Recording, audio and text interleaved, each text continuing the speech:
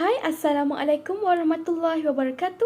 My name is Nuranis Nazrah binti Muhammad Shkurullah, and today I am going to explain to you about my Bio Speak Up poster, which is how do my products will sustain the food security.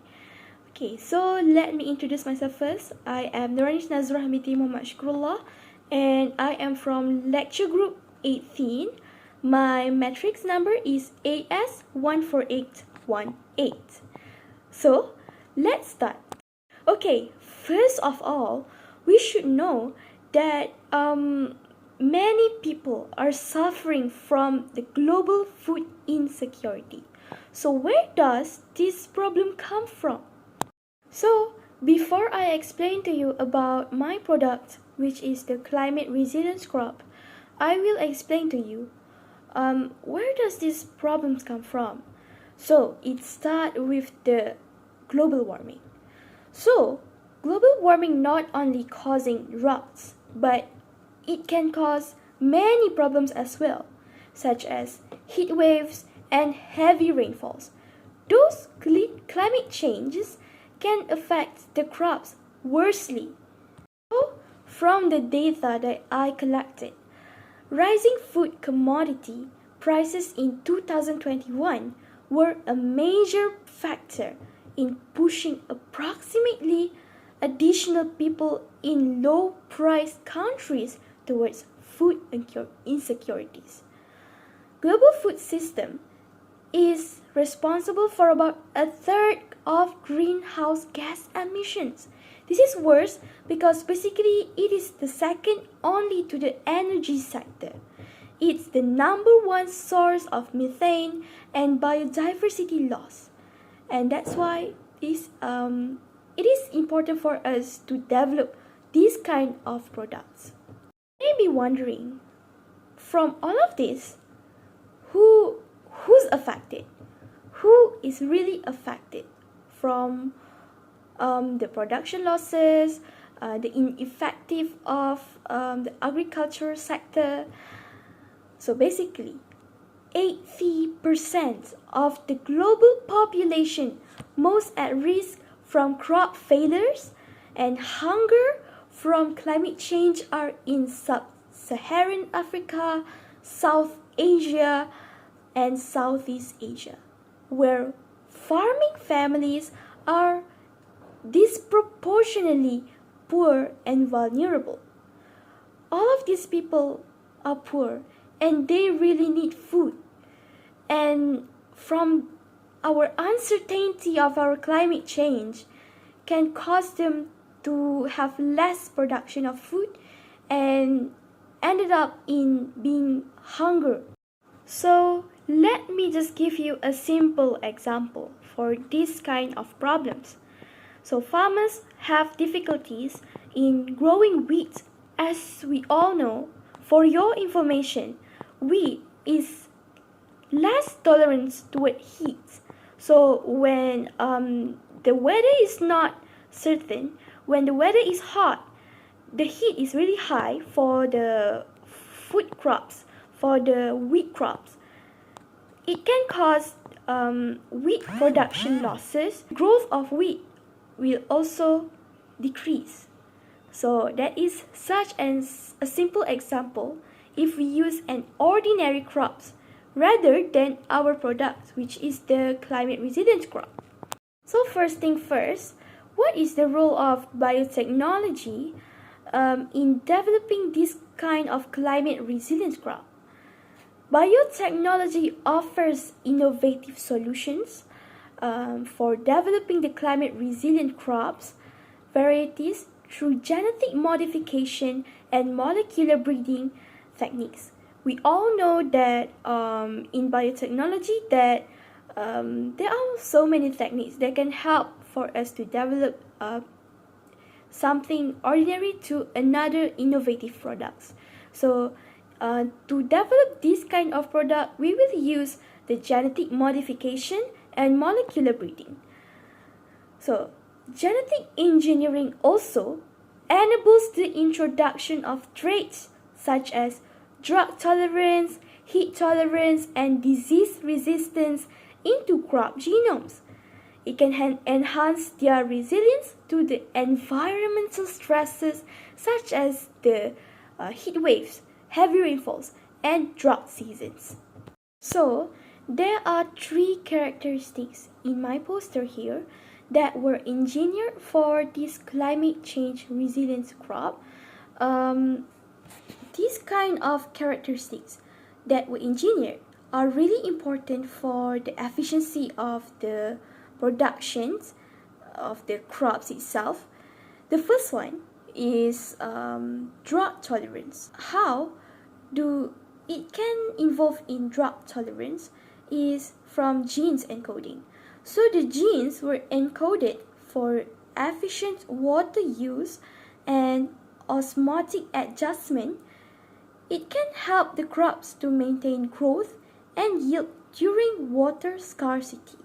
So compared to by using the ordinary soil or crops, it is more efficient to use actually and safe. Okay, so the second one is heat tolerance. So how can these traits be engineered in this kind of crops? So heat shock proteins and enzymes involved in thermal tolerance can help protect the cellular structures and metabolic processes due to heat stress. Because when heat stress is high, the metabolic process will go slower, and it can also damage the cellular structure itself. In the end, the plants will also not grow effectively due to its damaged molecular structures and things going on inside the plants itself. The last characteristic that we are talking about is disease resistance or disease tolerance. So how can this happen? The first one is the incorporation of resistance genes from wild relatives or microbial sources can enhance the crop's ability to withstand disease pressure in changing climates, because by using its original breeding, it cannot go anywhere actually. It should be used from its relatives or any microbial sources, so the resistance to disease can be more high than using the original crops itself. And there are many questionnaires here, since people might be asking, what is the benefits to people and how can it help people? How can it help things going on in food insecurity to be more secured in the future? So there are many benefits that we are talking about here, such as in my poster here, it said that it can ensure stable yields, and it can also reduce production losses due to its tolerance to its many factors that can cause the damage and food production losses. So other than that, it can also increase the agricultural productivity and farm incomes, particularly in regions vulnerable to climate change impacts, such as in the early state that I was talking about the sub-Saharan in Africa and South Asia. We can help by enhancing crops there first, because they are the most affected due to these climate changes. In addition, there are also biotech innovations for when it drives to climate resilience, such as advances in biotechnology. We use genome editing technologies. In example, we use CRISPR, Cas9, and omics-based approaches, for example, transcriptomics, proteomics, and many more. So this kind of technology, it can accelerate the development of climate resilient crop varieties.